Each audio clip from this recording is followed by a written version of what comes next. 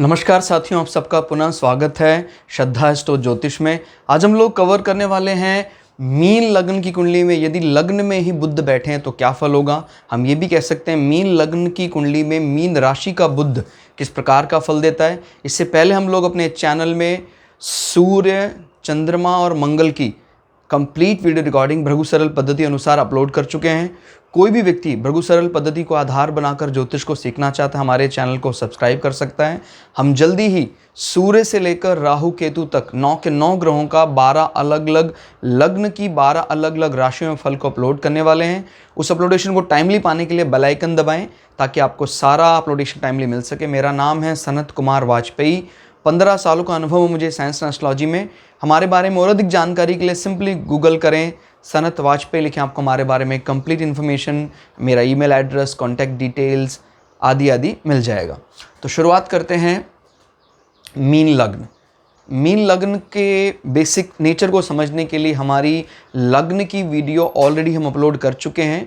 तो मैं चाहूँगा आप प्लेलिस्ट सेक्शन में जाएं जहां अलग अलग लग्नों का स्वभाव हमने अपलोड कर रखा है, उसको भी देखें ताकि आप इस लग्न में किस किस प्लैनेट की इंपॉर्टेंस ज़्यादा होती है, कम होती है, वो समझ सकें। फिलहाल के लिए मैं आपको इतना ही बताना चाहूँगा कि मीन लग्न में अगर आप देख रहे हो, ये विष्णु हाउस भी कहा जाता है और लक्ष्मी हाउस भी कहा जाता है, और जो 10th हाउस है ये भी बृहस्पति लॉर्डशिप में आ रहा है। तो दो ऐसे हाउस बृहस्पति की लॉर्डशिप में आ रहे हैं।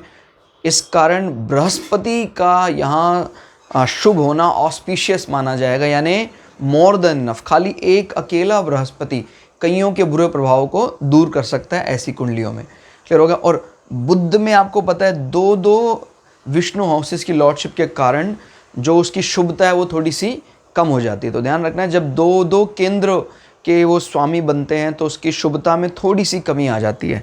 क्लियर हो गया। लेकिन उसको ओवरऑल यही समझकर देखना है कि excess of everything is bad. बाकी आपके जीवन में ऐसा कुछ नहीं कि बुध ने खराब कर दिया। कई बार ये अति विश्वास ले आता है, कई बार ये ओवर कॉन्फिडेंट ले आता है। बाकी आपको इसको खराब वैसे नहीं मानना है। क्लियर हो गया।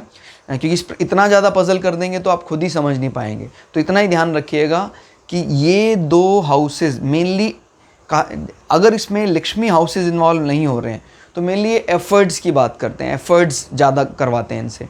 और अगर जैसे ये इसमें एक लक्ष्मी हाउसेज भी इन्वॉल्व हो गया तो अपने आप बैलेंस हो जाता है। इन हाउसेज को विष्णु हाउसेज कहा जाता है और इन हाउसेज इसमें 10th हाउस भी विष्णु हाउस है। जो फर्स्ट हाउस है उसको Vishnu as well as Lakshmi houses दोनों कहा जाता है, इसीलिए इसमें वो दोष नहीं लगेगा। क्लियर हो गया। तो याद रखिएगा, ऐसी कोई भी कुंडली में अगर आप देखेंगे कभी दो केंद्र अगर वो कवर कर लेता तो उसकी शुभता में थोड़ी सी कमी आ जाती है। लेकिन उसको ऐसा नहीं मानना है कि भाई ये तो अशुभ हो गया है, शुभता में थोड़ी सी कमी। तो फिलहाल यहाँ पर बुध प्रथम भाव में आके बैठे हैं और ये राशि इनको सबसे ज़्यादा अनफेवरेबल लगती है, इनको पसंद नहीं है। हो सकता है बृहस्पति का अपना नेचर हो, सबको पसंद हो, लेकिन आपको पता है बृहस्पति और बुध में 36 का आंकड़ा है। क्योंकि बृहस्पति बात करते हैं ज्ञान की, सांसारिक जितने भी ज्ञान हैं उन सब की बात करते हैं, वेद पुराण उपनिषद इन सबको सीखो, सिखाइए। लेकिन बुध बात करते हैं ऑलरेडी जो हमारे न्यूरॉन्स में एग्जिस्ट करता है उनके एक्टिवेशन की। तो अगर देखा जाए तो बुद्ध हालांकि बड़ी मजबूत पकड़ रखते हैं। अगर किसी कोई अपना पूरा जीवन भी लगा दे तभी भी वो अपना सारे वेद पुराण उपनिषदों में महारत हासिल नहीं कर सकता है। लेकिन अगर बुद्ध किसी पर मेहरबान हो जाए, उसके सारे न्यूरॉन एक्टिवेट हो जाएं, जो नर्वस सिस्टम या तंत्र के स्वामी भी कहे जाते हैं, मन मस्तिष्क के स्वामी, अगर ये हमारे एक्टिव हो जाए जिनको बुद्धि के स्वामी कहा जाता है, तो आप सच में उस विद्या तक या उस शक्ति तक पहुंच सकते हैं जो सबके बस की बात नहीं है। तो अपने अपने विचार हैं। कई लोग कहते हैं कि बृहस्पति सर्वोपरि हैं, गुरु हैं, देवता हैं। लेकिन अगर एक और पारलौकिक संसार की बात करते हैं, हठ योग की बात करते हैं, मेडिटेशन की बात करते हैं, थर्ड आई ओपनिंग की बात करते हैं, तो उसमें बुद्ध कई दफ़ा काफ़ी ज़्यादा आगे निकल जाते हैं। वो सांसारिक बंधनों में भगवद गीता स्वयं कहती है कि आप संसार का सारा ज्ञान भी ले लेंगे तो वो भी कुछ महासागर की कुछ बूंदों के समान होगा अगर आप अंदर से जागृत हो जाते हैं। तो ये अंदर से जागृति की बात करता है। तो हो सकता है इसी कारण से इन दोनों में एक विरोधाभास हो कि भाई आप इस प्रकार के ज्ञान की बात करते हैं, मैं न्यूरॉनिक ज्ञान की बात करता हूँ, जो हमारे अंदर ऑलरेडी कोडेड है, उसको डिकोड करना है। तो बुद्ध यहाँ पर हो जाते हैं बड़े असमंजस में, यानी कह सकते हैं डिप्रेस से फील करते हैं यहाँ पर। कोई कहता है ग्रह नीच का अर्थ का मतलब होता है कि वो अब सर झुका कर चलता है और बहुत अच्छे रिजल्ट नहीं देता है, प्रायः जीवन के शुरुआत में तो बिल्कुल भी नहीं देता है। लेकिन आपको ये देखना ज़रूरी है कि नीच भंग तो नहीं हो रहा। अब नीच भंग कैसे देखते हैं?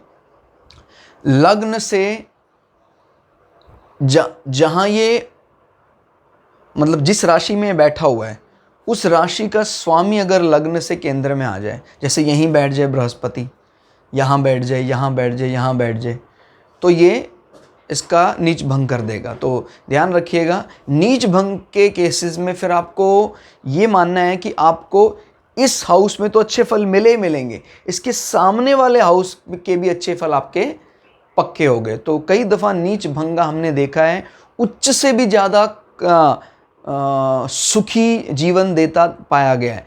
सुख कैसे आप प्रतीत करते हैं, कैसे? ये कंपैरेटिव फिलॉसफी है दर्शन शास्त्र में। जब तक आपने कभी जीवन में दुख नहीं देखा है तो आपको सुख की मिठास नहीं मिल सकती है। और साइंस में भी इसको कहा जाता है कि भाई अगर आपको मीठा खिला दिया, उसके बाद चाय पिला दी, तो आपको मिठास नहीं मिल रही है। लेकिन हमारे जीभ के जो सेंसर्स हैं ये तो बात जानते ही हैं कि चाय मीठी है, इवन देन आप उस मिठास को रिकग्नाइज नहीं कर पा रहे हैं।